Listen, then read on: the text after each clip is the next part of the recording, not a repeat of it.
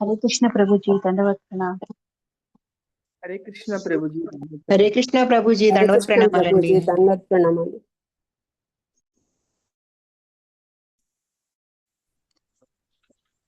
హరే కృష్ణ హరే ప్రభు G, Krishna ప్రణామాలు. హరే కృష్ణ దండోత్నామం అండి. हरे कृष्ण प्रभु जी, हरे दंडवत कृष्ण प्रभु जी दंडवत प्रणामालु। हरे कृष्ण హరే प्रभु जी, హరే दंडवत కృష్ణ అండి, प्रणाम। దండోత్నామం అండి అందరికి. హరే కృష్ణ అండి, అందరికి దండోత్నామం అండి. అందరికి చాలా స్వాగతం, సుస్వాగతం. ఈరోజు మనము శ్రీమద్ భగవద్గీత యథాతథము 2వ అధ్యాయము 42, 43 శ్లోకాలలో భగవంతుని యొక్క సందేశాన్ని, అలాగే ప్రభుపాదుల వారు ఇచ్చే ముఖ్యమైన భాష్యాలని మనము చర్చించుకోవడానికి ప్రయత్నం చేద్దామండి. ముందుగా మంగళాచరణ చేసుకొని స్టార్ట్ చేద్దాం. ఓం అజ్ఞానతిమిరాంధస్య జ్ఞానాంజన శలాకయ చక్షురున్మిళితం యేన తస్మై శ్రీ గురవే నమః. నమో ఓం విష్ణుపాదాయ కృష్ణ ప్రేష్టాయ భూతలే శ్రీమతే భక్తి వేదాంత స్వామినితి నామిని. నమస్తే సారస్వతీ దేవే గౌరవాణి ప్రచారిణే నిర్విశేష శూన్యవాది పాశ్చాత్య దేశతారిణే. జై శ్రీ కృష్ణ చైతన్య ప్రభు నిత్యానంద శ్రీ అద్వైత గదాధర శ్రీవాసాది గౌరభక్త బృంద. హరే కృష్ణ కృష్ణ కృష్ణ హరే హరే, హరే రామ రామ రామ హరే హరే. ముఖం కరోతి వాచాలం భంగుం లంఘయితే గిరం యత్ కృపాకరం తమహం వందే శ్రీ గురుం దినతారిణం పరమానంద మాధవం శ్రీ చైతన్యం ఈశ్వరం. హరిఓం వాంఛా కల్పతరుభ్యశ్చ కృపా సింధుభ్య ఏవ చ పతితానాం పావనేభ్యో వైష్ణవేభ్యో నమో నమః. అనంత కోటి వైష్ణవ భక్త బృందకి జై. నమాచార్య శ్రీ హరిదాస్ ఠాకూర్ కి, శిల ప్రభుపాద్ కి, శిల గురుదేవ్ కి, నితాయ నితాయ నితాయ గౌర పరమానందే హరి హరి. హరే కృష్ణ అండి, అందరికి స్వాగతం, సుస్వాగతం. ఈరోజు క్లాసులు, ఈరోజు కొన్ని మంచి శ్లోకం కూడా చాలా బాగుంటుంది. ఈరోజు భక్తి యోగానికి, కర్మకాండకి ఉన్న వ్యత్యాసాన్ని శ్లోకం మనకి తెలియజేస్తోంది. ఈరోజు నేను కొన్ని చిన్న చిన్న ప్రశ్నలు కూడా అడుగుతాను. దానికి ఆసక్తి కలిగిన వాళ్ళు సమాధానం కూడా చెప్పొచ్చండి. ముందుగా మనము 2వ అధ్యాయము 42, 43 శ్లోకాన్ని ఒకసారి చూసుకున్నాము. తర్వాత ప్రభుపాదుల వారి భాష్యం ఒకసారి చూద్దాము. యామిమాం పుష్పితాం వాచం ప్రవదంత్య విపశ్చితః వేదవాదారతః పార్థ నాన్యదస్తి వాదినః.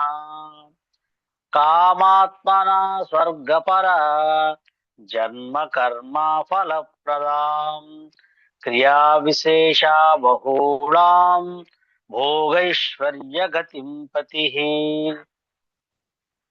స్వప్నలత మాతాజీ శ్లోకం చదువుతారు మాతాజీ ఒకసారి.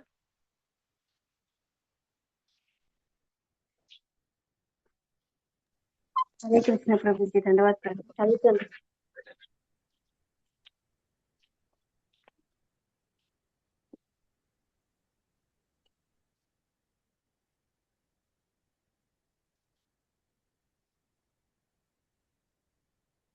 हरे कृष्ण। హరే కృష్ణ.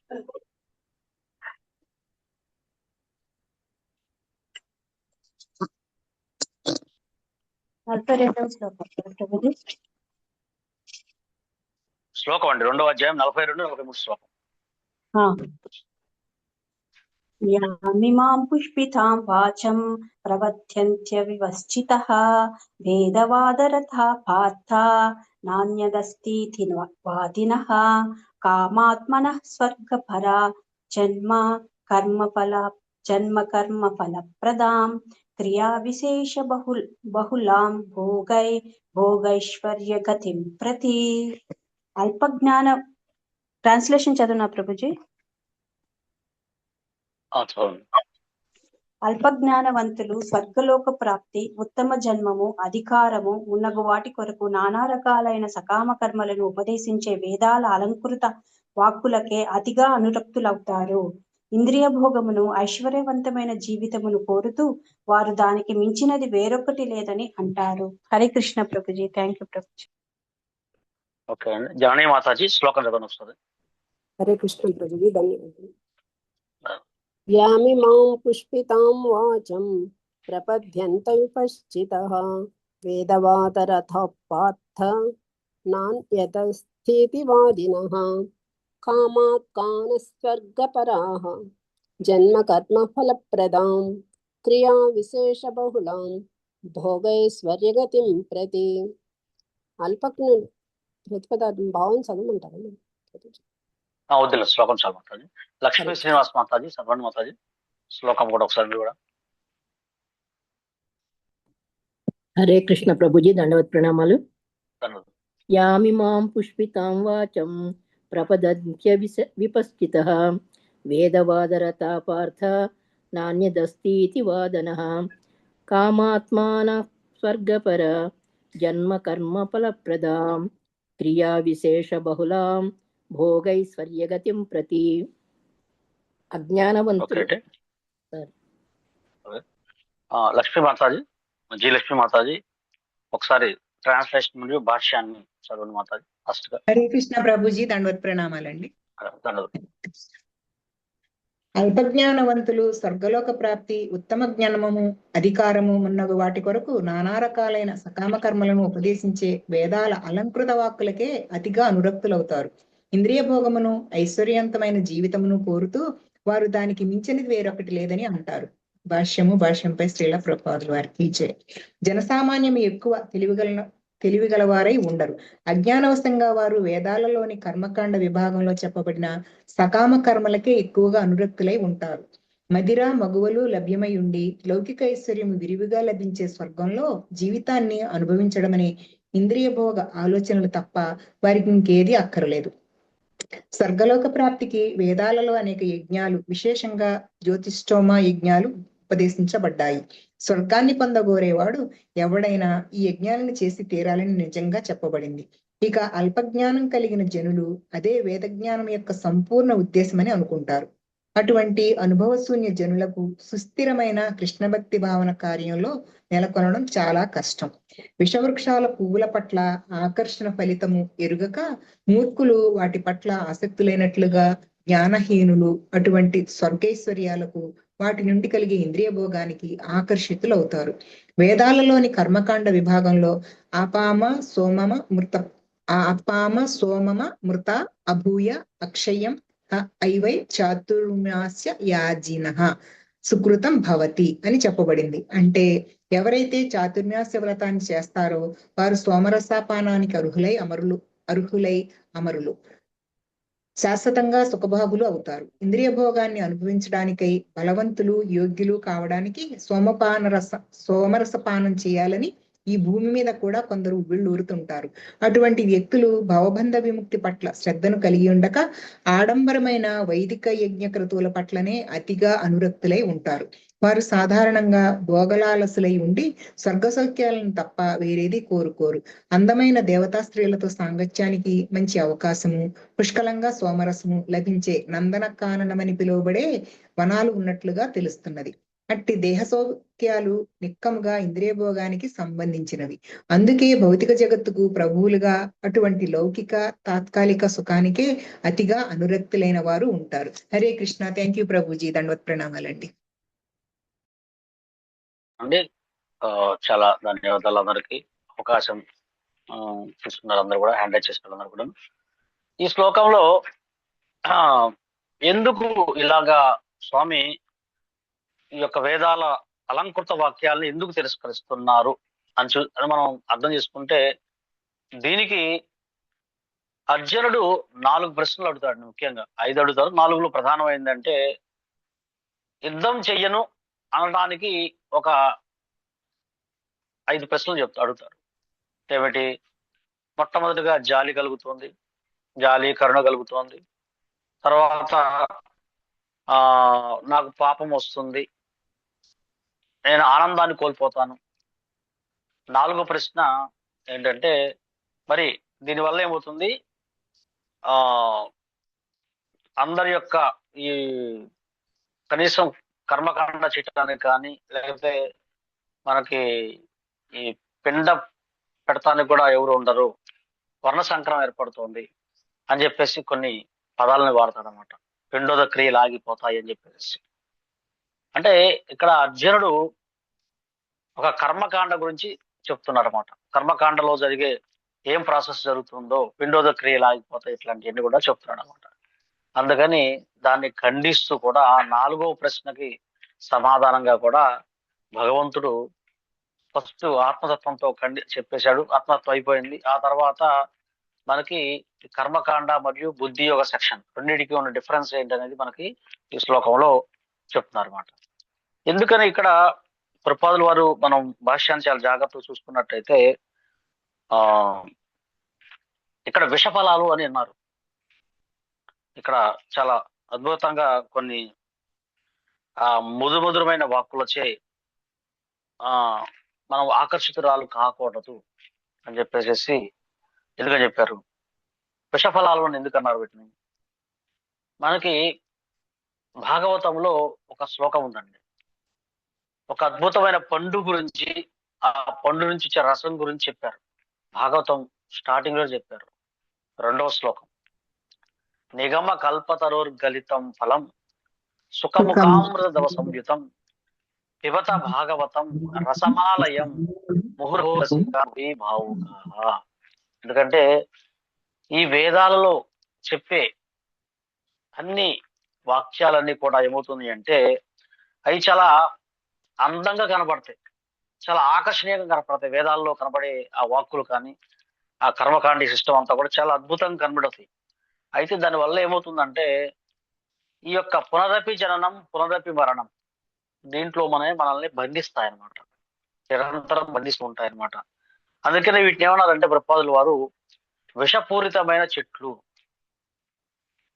బాగా ఆకలిగా ఉంది, ఆకలిగా ఉన్నప్పుడు మనము ఈ వేదాల అంటే కొన్ని రకాలైన పువ్వులు ఉన్నాయి. అక్కడ పువ్వులు తినటం అనేది ఉత్తమమైన పద్ధత, లేదా పక్కనే ఒక అద్భుతమైన పండు ఉంది, తీయగా మాగిన పండు. రెండిట్లో ఏది తినటం ఉత్తమం అంటారు లక్ష్మీమాతాజీ?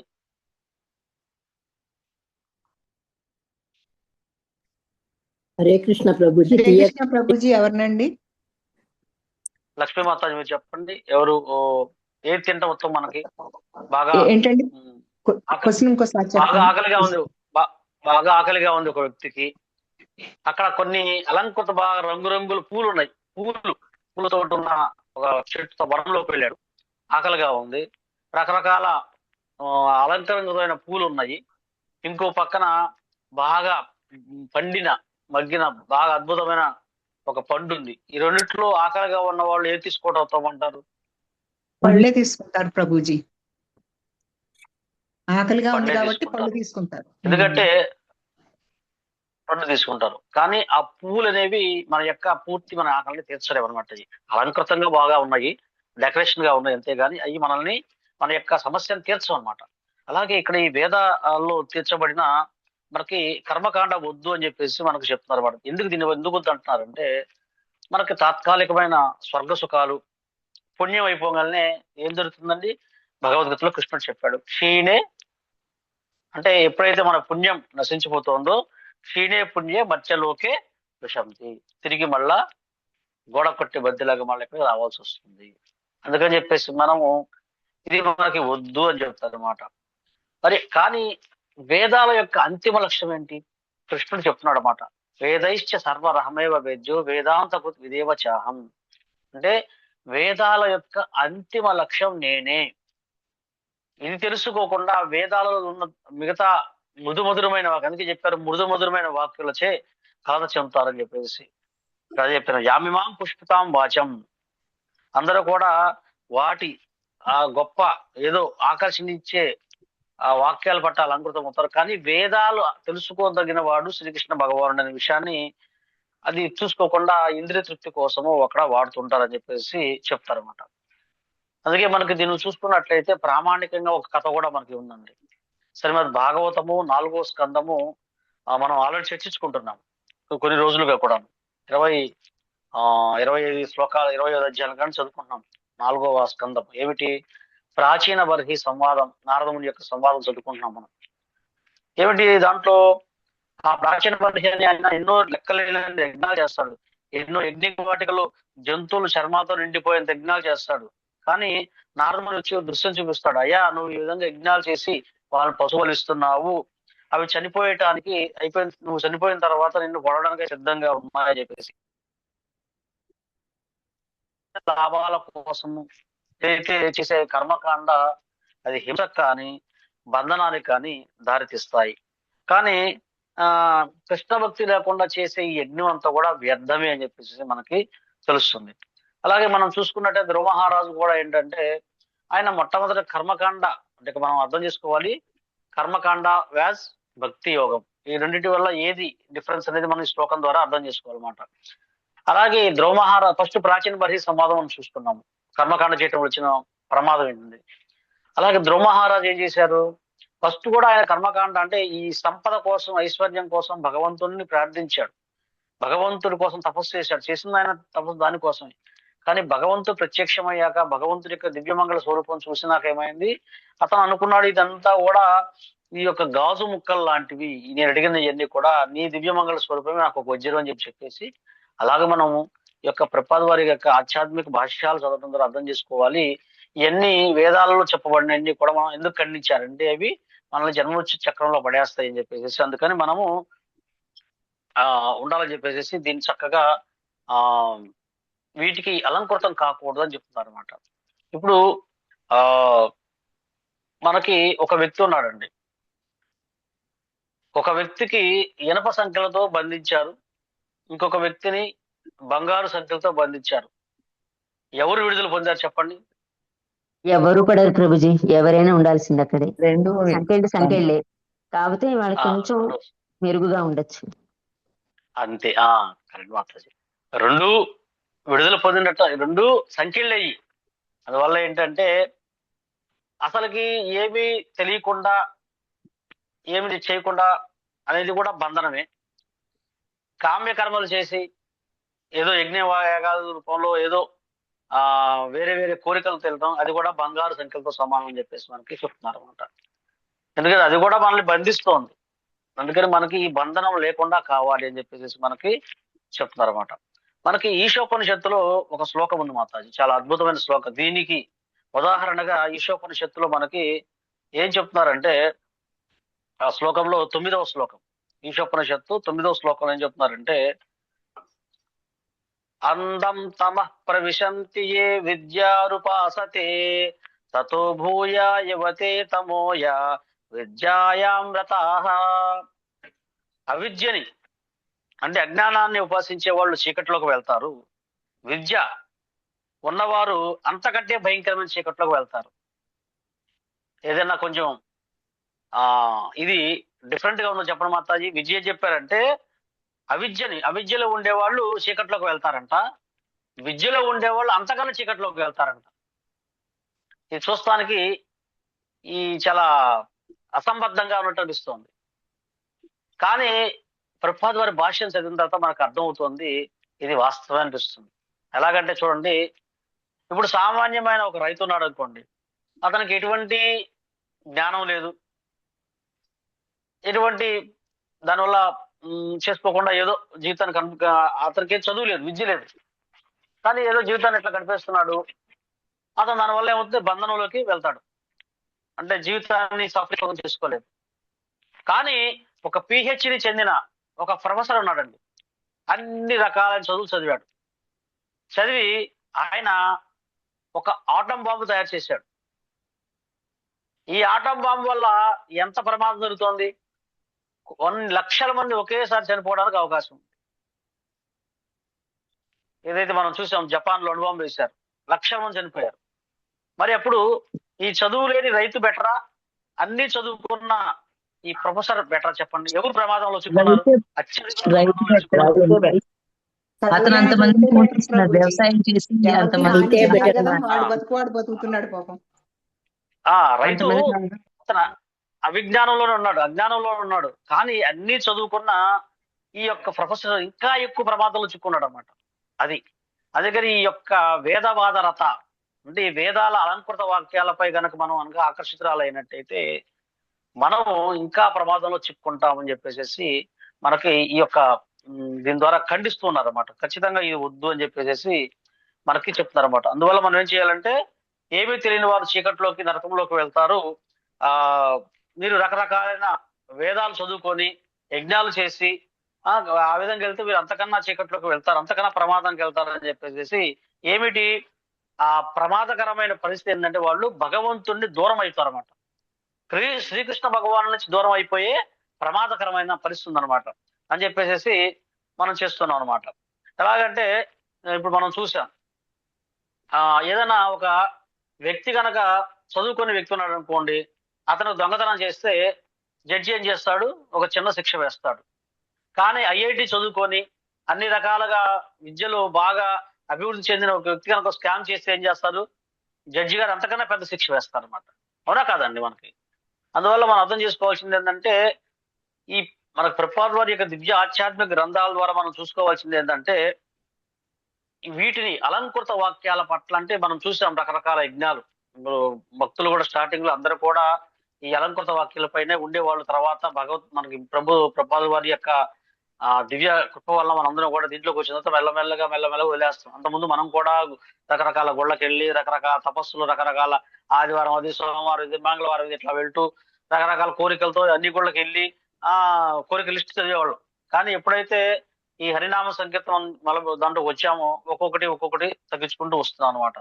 అందువల్ల మనం అర్థం చేసుకోవాల్సిందంటే నిజమైన విద్య అంటే ఏంటంటే మనము భగవంతుడు ఏం చెప్తున్నాడు. ఎందుకంటే మనం ఎంత అలంకరించుకున్నా సరే ఇప్పుడు స్వర్గలోకాలకు వెళ్తారండి. స్వర్గలోకాలకు వెళ్ళి అక్కడ కొంతకాలం దాకా మనం చెప్పారు ప్రభుపాదుల భాష్యంలో, నందనవనం అనే ఒక ఉద్యానవనం ఉంది, అందమైన స్త్రీలు ఉన్నారు, సోమరసం ఉంటుందని చెప్పేసి. ఇక్కడ వెళ్ళిన తర్వాత అవన్నీ తీసుకున్న తర్వాత ఏమవుతుంది, మన యొక్క పుణ్యం, మనం చేసుకునే పుణ్యం ఎంతకాలం ఉంటుంది చెప్పండి. ఆ పుణ్యం ఎప్పుడైతే అయిపోయిన తర్వాత మళ్ళా వెంటనే కిందకి నెట్టివేయబడుతుంది అనమాట. అందుకని మనం ఏం చేయాలంటే శాశ్వతమైన దానికి మనం వెళ్ళాలని చెప్పేసి చెప్తున్నారు అనమాట. తర్వాత ఇంకొక విషయం,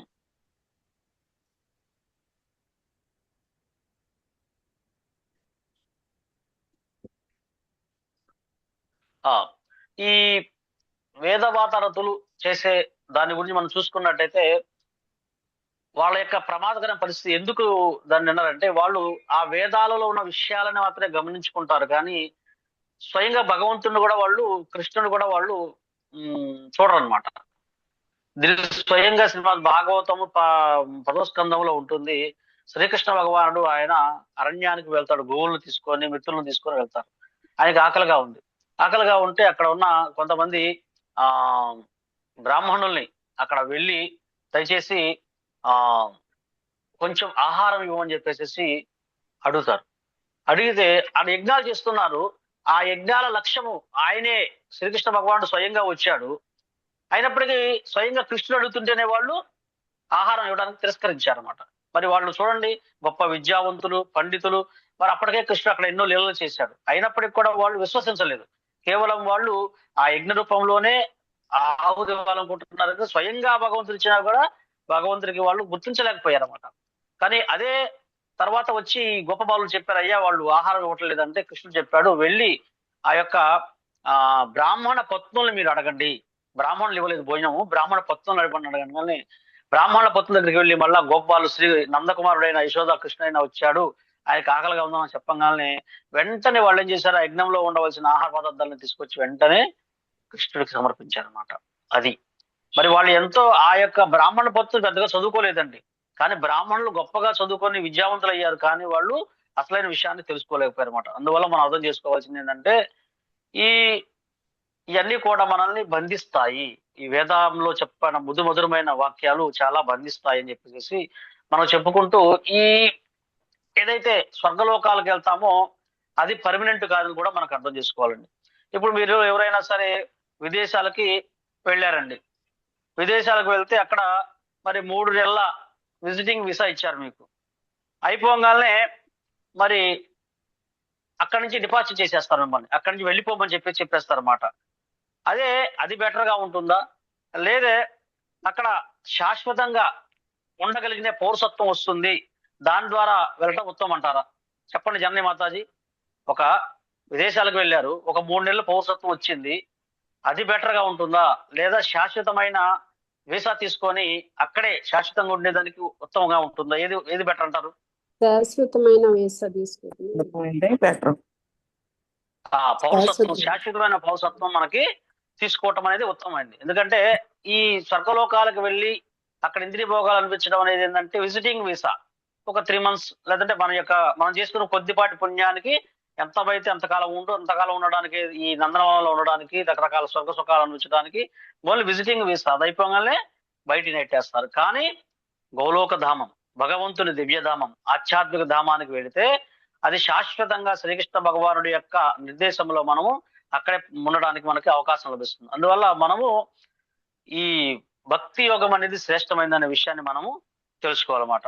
అట్లాగే ఇంకోటి ఏం చేసుకోవాలి, ఇంకో చిన్న ఉదాహరణ. ఇప్పుడు మోడర్న్ టెక్నాలజీ ప్రకారం మనం చూస్తున్నాం. ఏదైతే మీరు ఏదో ఒక యాప్ కొనుక్కుంటున్నారండి. ఆ యాప్ ఏంటంటే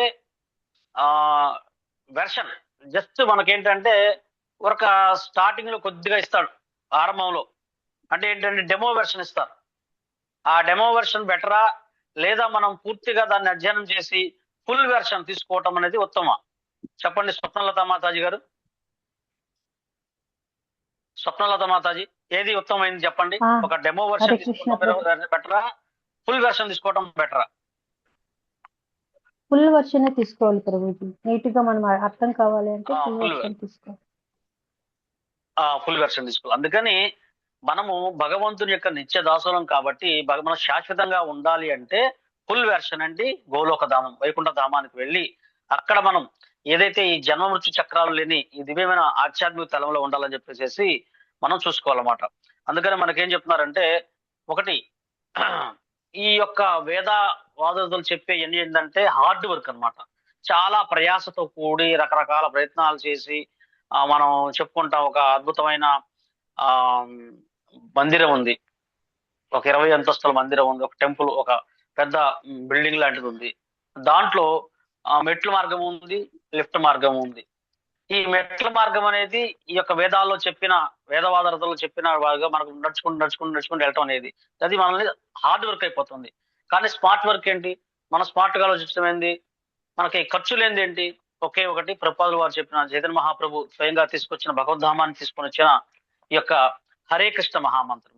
హరే కృష్ణ హరే కృష్ణ కృష్ణ కృష్ణ హరే హరే, హరే రామ హరే రామ రామ రామ హరే హరే అని చెప్పేసి ఈ దివ్యమైన ఆధ్యాత్మికమైన ప్రకంపన ద్వారా మనము ఖర్చు లేకుండా, ఎంతో అసలు ఏమాత్రం ఖర్చు లేకుండా చాలా సులభంగా గురువు యొక్క చేయి పట్టుకొని మనము భగవద్ధామానికి వెళ్ళటము. అందుకని మనకి ఇది ఖండిస్తుంది అన్నమాట. ఈ 2 శ్లోకాల్లో ఏదైతే కృష్ణుడు అక్కడ అర్జునుడు అడిగిన ప్రశ్నకి సమాధానంగా దీన్ని ఖండిస్తూ వేదాల్లో చెప్పిన, ఎందుకంటే ఇంతకుముందు శ్లోకం కూడా చెప్పారన్నమాట. ఎప్పుడైతే దీనివల్ల ఈ ఇంద్రియ భోగము లేదంటే స్వర్గలోక ప్రాప్తి ఇటువంటివన్నీ కూడా ప్రమాదకరమైనవి కాబట్టి దయచేసి నువ్వు వీటిలో చిక్కుకోవద్దు అని చెప్పేసి స్వామి మనకి నిర్దేశం ఇస్తూ ఇవన్నీ కూడా ఇంతకన్నా అది ఒకటే చెప్పాడు, విష వృక్షాలు ఇవన్నీ చెప్పేసి మనకి.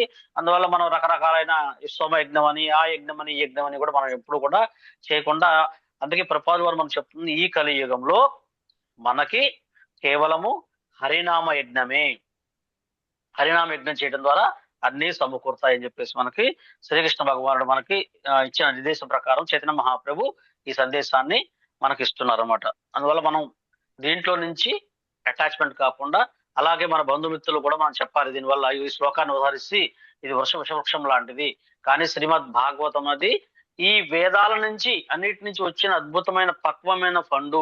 దీన్ని మనం భాగవతాన్ని స్వీకరించాలి, భాగవత ధర్మాన్ని మనం పాటించాలని చెప్పేసి మనం అర్థం చేసుకోవాలి.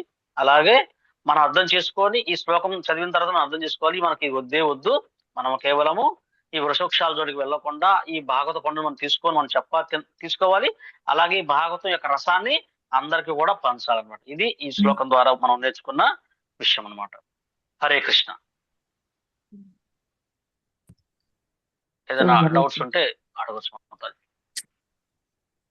చాలా అద్భుతంగా ఉంది ప్రభుజీ. వేదాల్లో చెప్పిన స్టార్టింగ్ లోనే పుష్పిత వాక్యాలు వినేసి అదే ఫైనల్ అనుకుంటే అది పొరపాటు. మొత్తం మనం దాదాపుగా తెలుసుకునే ప్రయత్నం చేస్తేనే నిష్కామ కర్మయోగానికి వస్తామనేది చాలా అద్భుతంగా ఉంది ప్రభుజీ. హరే కృష్ణ. థ్యాంక్ యూ ప్రభు. హరే కృష్ణ. హరే కృష్ణ. హరే కృష్ణ ప్రభుజీ, ప్రణామాలండి, ధన్యవాదాలు. హరే కృష్ణ. హరే కృష్ణ ప్రభుజీ, దండవత్ ప్రణామాలు. హరే కృష్ణ అండి. హరే కృష్ణ ప్రభుజీ హరే హరే హరే కృష్ణ కృష్ణ ప్రభుజీ. ప్రభుజీ దండవత్ ప్రణామాలు. ప్రభుజీ. హరే హరే కృష్ణ కృష్ణ. ప్రభుజీ దండవత్ ప్రణామాలు, ధన్యవాదాలు ప్రభుజీ. హరే కృష్ణ మాతాజీ. హరే కృష్ణ మాతాజీ. అందుకే మీరు ఈ భగవద్గీతని అధ్యయనం చేసుకున్నప్పుడు మాతాజీ మొట్టమొదటిగా మనం ఏంటంటే కృష్ణుడిని అర్జునుడు చెప్పిన 4 ప్రశ్నల ముందు మనం నోట్ చేసుకోవాలండి. ఈ 4 ప్రశ్నలు నోట్ చేసుకున్నట్టయితే ఏ ప్రశ్నకి ఎక్కడ సమాధానం చెప్తున్నారు అని మనం తెలుసుకుంటే ఇక్కడ ఏమి కృష్ణుడు అసంబద్ధంగా చెప్పటం, ప్రతిదానికి ఒక లింక్ లాగా మాట్లాడుతున్నాడు. ఆయన అడిగిన ప్రతి ప్రశ్నకు ఒక లింక్ లాగా చెప్పుకుంటూ వస్తున్నాడు అనమాట. ఆయన అడిగిన ప్రశ్నలకే సమాధానం చెప్తున్నాడు అనమాట. అందుకని ఈ ప్రశ్నలు అడిగాడు, ఈ ప్రశ్నలకు భగవద్గీతలో ఎక్కడ ఏం చెప్పబడిందని చెప్పేసి మనం తెలుసుకున్నట్టయితే దానివల్ల ఈ శ్లోకానికి ఈ శ్లోకానికి లింకప్ ఇలా ఉందా. ఇప్పుడు దీన్ని చెప్పిన తర్వాత నెక్స్ట్ శ్లోకంలో మనకి 40 శ్లోకాల్లో కొన్ని పదాలు వాడతారు. భోగేశ్వర ప్రధానం, ఈ త్రిగుణాల గురించి ఎందుకని చెప్పేసి అంటే ఇప్పుడు మనం చూసినట్టయితే 14 శ్లోకాల నుంచి 39 శ్లోకం కూడా ఆత్మతత్వం గురించి చెప్తారన్నమాట. 39 శ్లోకాలు అయిపోతే ఆత్మ గురించి మాట్లాడు, ఆ తర్వాత కర్మకాండ గురించి, బుద్ధి యోగం గురించి చెప్తూ ఉంటాడు. అట్లా ఒక డివిజన్స్ ఉన్నాయి దీంట్లో. భగవద్గీత అధ్యయనం చేసినప్పుడు ఎన్నిసార్లు భగవద్గీత చదివినప్పుడు కూడాను ఈ డివిజన్స్ ప్రకారం మనం చదువుకుంటూ వెళ్తే, అందుకే నిన్న గురు మహారాజు గారు వ్యాస పూజోత్సవం సందర్భంగా కూడా చెప్పారు, అందరూ కూడా మీరు శీల ప్రభుపాద వారు ఇచ్చిన దివ్య గ్రంథాలను అధ్యయనం చేయండి, భక్తి శాస్త్రి పొందండి, భక్తి వైభవం పొందండి. మీరందరూ కూడా ఖచ్చితంగా భక్తి శాస్త్రి ఏం చెప్పారండి గురు మహారాజ్ అర్థం చేసుకోండి. 18 సంవత్సరాల లోపల పిల్లలకల్లా మీరు భక్తి శాస్త్రి పూర్తి చేయించండి అని చెప్పారండి గురు మహారాజు. అంటే ఏంటి, ఎంత ఇంపార్టెంట్ దీనికి. ఆ ఇంపార్టెంట్ తెలుసుకున్నట్టయితే ఈ 18 సంవత్సరాల లోపల కనుక పిల్లలు వాళ్ళు కనుక ఈ భక్తి శాస్త్రం చేసినట్టయితే తరువాత ఈ యొక్క నెక్స్ట్ వాళ్ళకి మెచ్యూరిటీ వచ్చి ఈ యొక్క నవనాగరిక సమాజంలో వచ్చినప్పుడు ఇది వాళ్ళకి రక్షణ వలయంలా కనబడుతుంది. ఈ భగవద్గీత యొక్క భగవంతుని సందేశాలు రక్షణ వలయంలాగా వాళ్ళని ఎటు ప్రమాదంలో నెట్టకుండా వాళ్ళని చక్కగా వాళ్ళని కాపాడటానికి అవకాశం ఉందని చెప్పేసి గురు మహారాజు మనకు సందేశం ఇచ్చారు.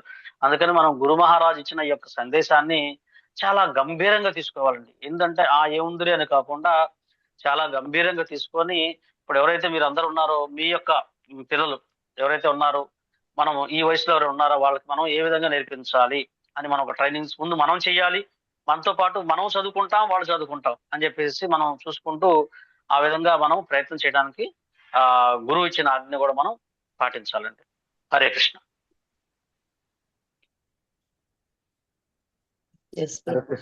మనకి లిఫ్ట్ మార్గం ఉండగా ఇది మెట్ల మీద నడిచే మార్గం అవసరం లేదని చెప్పారు ఫ్రెండ్స్, చాలా అద్భుతంగా.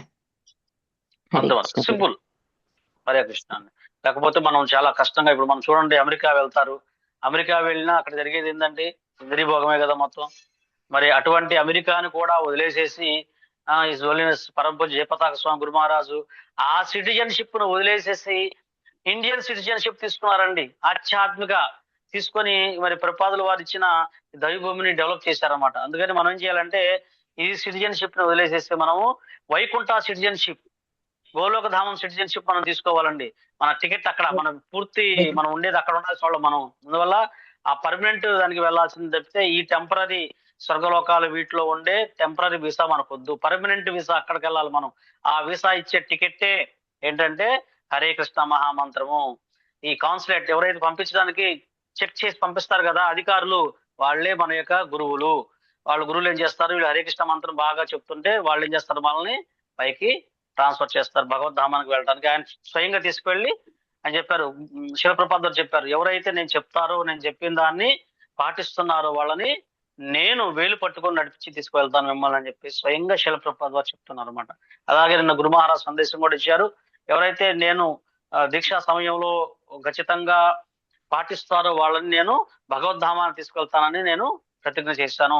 అందువల్ల దయచేసి ఆ నియమాలు పాటించడానికి ప్రయత్నం చేయండి మీరు. ఎందుకని కండిషన్స్ అప్లై. మనం దాని ప్రకారం మనం గనక గురు మహారాజు ఇచ్చిన సందేశాలని మనం జాగ్రత్తగా యథార్థంగా పాటిస్తే మన భగవద్ధామాన్ని తీసుకెళ్తానని రెడీగా ఉన్నారన్నమాట. సో మనం దాన్ని మనం గంభీరంగా తీసుకొని కొంచెము మనం జాగ్రత్తగా ఉన్నట్టయితే చాలా సులువుగా, అంటే మనకు సులువైన మార్గం ఉన్నప్పుడు కఠినమైన మార్గాలు మనం ఎందుకు ఎంచుకోవాలని చెప్పేసి ఈ శ్లోకం ద్వారా కూడా మనకి తెలుస్తుంది.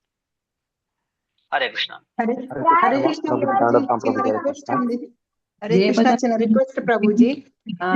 యుద్ధం జరుగుతుంది కదండి, ప్రజలందరూ కష్టపడుతున్నారు, గ్యాస్లు అయ్యి దొరక్క కొంచెం ఆగిపోవాలని హరే కృష్ణ మహామంత్రం చేద్దామండి.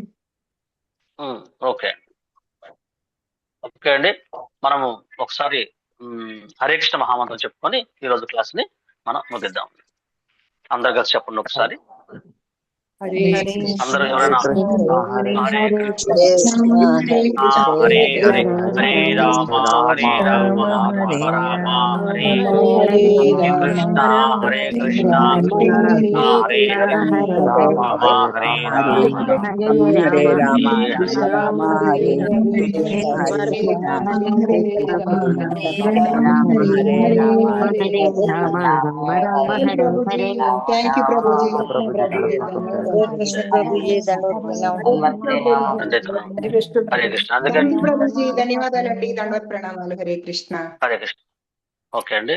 ఎందుకంటే ఈ ప్రపంచంలో అండి ప్రతి ఎప్పుడు 2-3 ఏళ్ళకు ఏదో కష్టం వస్తూనే ఉంటుందండి.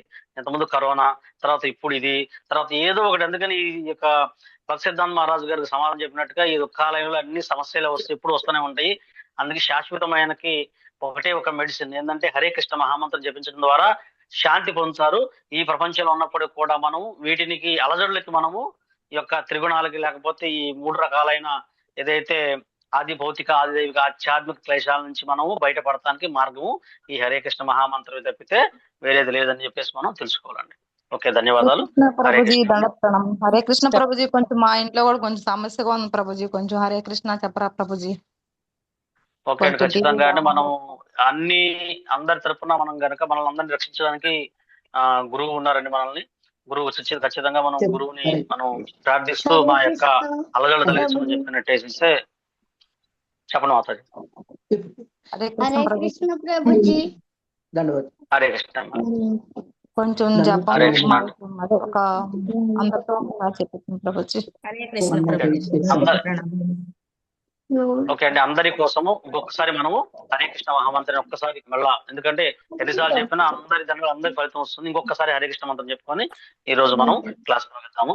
అందరి తరపున అలాగే ఎవరైనా పుట్టినరోజు చేసుకున్నా, పెళ్లిళ్ళ రోజు చేసుకున్నా, అటువంటి మంచి ఫలితాలు ఉన్నా, ఇటువంటి ఇబ్బందుల్లో ఉన్నా, ఏదైనా హాస్పిటల్స్ లో ఉన్నా, ఎటువంటి ఉన్నా సరే వారి యొక్క జీవితంలో ఆనందం వెలువెరవాలి. వాళ్ళ భగవంతుని దివ్యనామాన్ని మనం చెప్పాలి.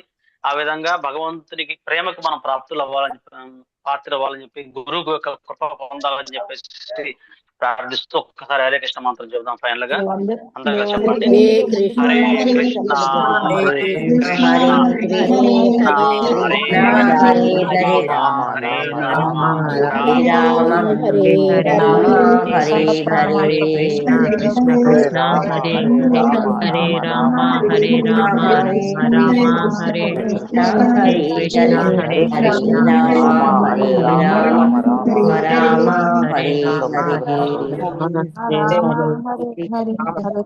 హరే కృష్ణ ప్రభుజీ దండవత్ ప్రణామాలు. హరే కృష్ణ ప్రభు. వాంఛాకల్పతరుభ్యశ్చ కృపా సింధుభ్యైవ చ పతితానాం వైష్ణవేభ్యో నమో నమః. అనంతకోటి వైష్ణవ భక్తవృంద కీ జై. నామాచార్య హరిదాస్ ఠాకూర్ కీ జై. శైల ప్రభుపాద కీ జై. జై నితాయ గౌర ప్రేమానందే. హరి హరి హరి కృష్ణ. రేపు కలుద్దాం. హరే కృష్ణ. హరే కృష్ణ. హరే కృష్ణ ప్రభుజీ దండవత్ ప్రభుజీ దండవత్ ప్రణామం. హరే కృష్ణ ప్రభుజీ దండవత్ ప్రణామాలు. హరే కృష్ణ. ప్రభుజీ దండవత్ ప్రణామాలు. హరే కృష్ణ అండి, దండవత్ ప్రణామాలు.